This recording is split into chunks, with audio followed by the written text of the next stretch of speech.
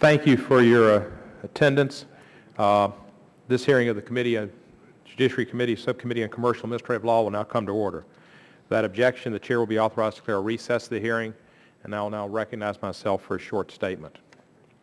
Today's hearing is part 2 of our examination of voluntary mortgage modification efforts, with particular focus on the effectiveness of the Treasury Department's Home Affordable Modification Program, or HAMP. And I say effectiveness or ineffectiveness, which is something to be determined. For me, the foreclosure crisis particularly hits home. In a survey of the top 100 metro areas, my home city of Memphis ranks 18th in the number of foreclosures. And in my town hall meetings, more people called me and talked to me about their personal foreclosures than any place else. Tonight, of course, is the first night of Hanukkah. And without a house, there's no place to put a menorah.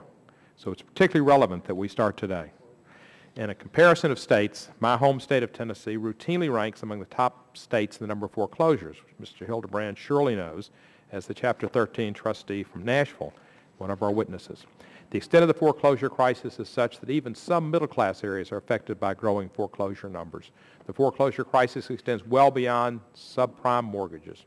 With unemployment at 10%, many responsible homeowners find themselves on the brink of losing their homes through no cause of their own. Could be medical bills that force them into bankruptcy. Could be just being laid off because of the economy and the previous administration's failure to regulate that. So back in July, we heard testimony that raised concerns about the effectiveness of the HAMP program. That was in July. And so far, government's efforts at helping families avoid losing their homes appears not to be working effectively.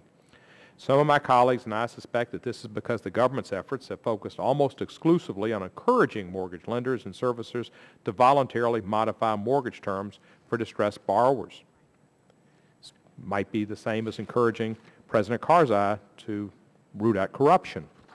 Evidence suggests that encouraging voluntary modifications alone is at best minimally effective in helping financially struggling borrowers stay in their homes. I recognize that HAMP at 9 months of age is still relatively new, but I'm deeply troubled by continuing reports in the media and from the Congressional Oversight Panel suggesting the HAMP program is simply ineffective in stemming home foreclosures. Certainly my constituents think it's ineffective because they're not getting help, and they've tried. This Congress has acted earlier. I co-sponsored and helped champion Chairman Conyers' bill, H.R. 1106, the Helping Families Save Their Homes Act of 2009, which, among other things, would have given authority to bankruptcy judges to modify debtors' mortgage terms in bankruptcy, including a reduction of the mortgage principal amount. I'm also a sponsor of Chairman Conyers' amendment to the financial regulatory reform legislation now being considered on the House floor and debated this morning.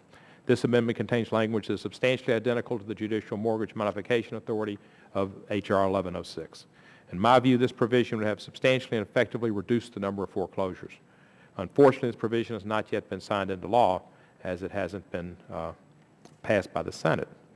Adopting this provision would help to strengthen any program to encourage voluntary mortgage modifications by loan servicers.